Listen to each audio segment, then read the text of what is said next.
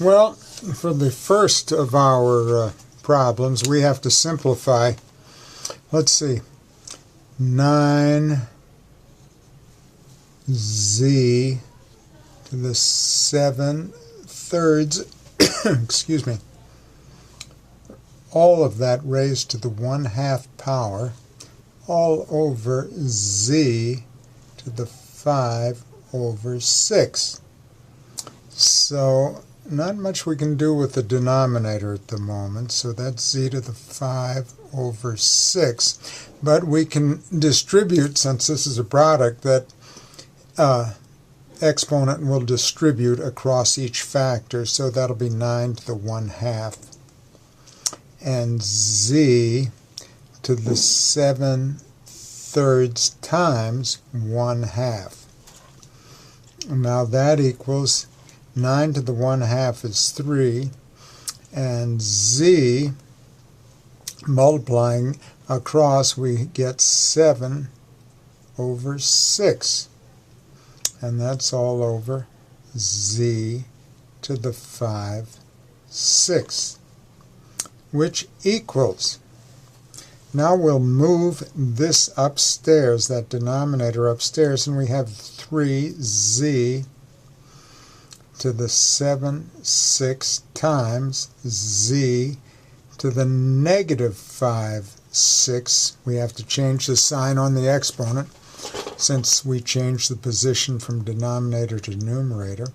And that equals 3 to the z times z. And by the law of exponents, we add these exponents because the bases are alike.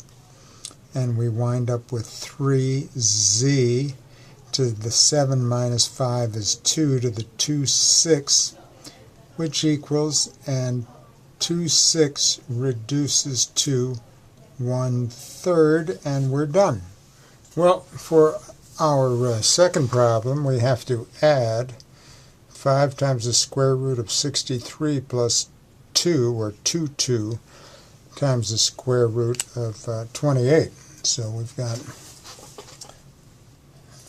5 times the square root of 63 plus 2 times the square root of 28. And what we need to do is rewrite 63 in terms of a factor that is a perfect square, and the same for 28. So we've got 5 times, and that's 9 times 7, and 9's a perfect square, plus 2 times 4 times 7, and 4 is a perfect square, so that equals 5 times the square root of 9 times the square root of 7 plus 2 times the square root of 4 times the square root of 7, which equals 5, and the square root of 9 is 3, and we still have this factor of root 7, plus 2, and the square root of 4 is 2, and we still have root 7, the factor. Now that equals 15 root 7 plus 4 root 7, and these are like terms, so we can add them together and we get 19 root 7, and we're done. For problem 3, we have to multiply 6 times the square root of 15c squared times 2 times the square root of 10c to the 4th. So we can start by multiplying the 2 and the 6, and we get 12. And now, since they're both using a square root radical, why we can multiply the factors under the radicals.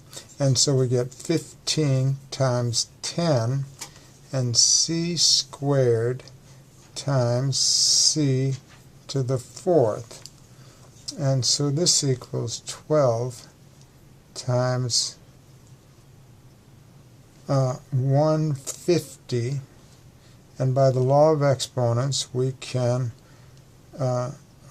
add the exponents on c, which is 2 plus 4.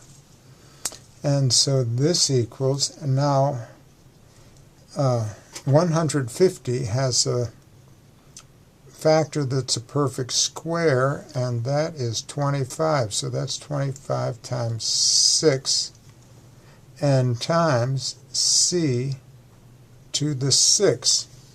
But keep in mind, c to the 6 equals c cubed raised to the second power, and we're going to use that.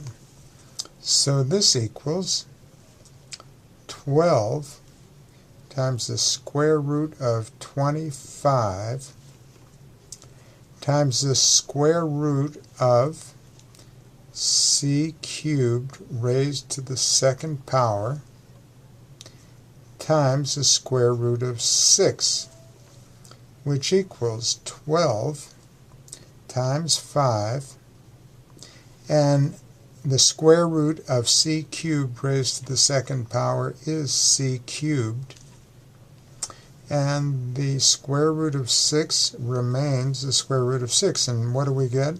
5 times 12 is 60. There is c to the third, and our final factor is root 6, and we're done. Well, for our final problem, we have to square the quantity 3 plus root 7, which equals 3 plus root 7, that quantity, times 3 plus the square root of 7. And we'll use the FOIL method, so 3 times 3 is 9, plus root 7 times root 7 is 7. Now, root 7 times 3 is 3 root 7, and 3 times root 7 is 3 square root of 7.